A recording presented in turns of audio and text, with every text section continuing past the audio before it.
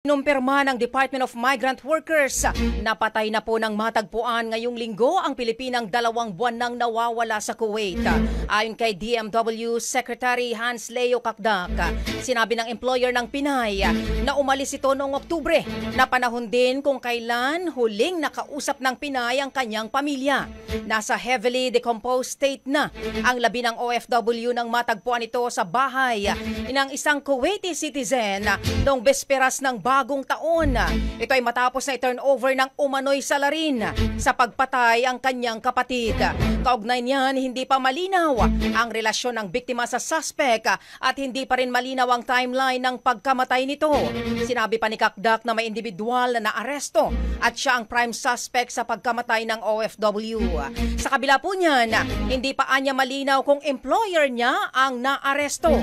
Tiniyak naman ng DMW na mayroong abogadong nakatutok sa kaso at nakikipag-coordinate sa Kuwaiti prosecution para malitis, mausig at magkaroon ng hustisya ang pagkamatay ng Pinay.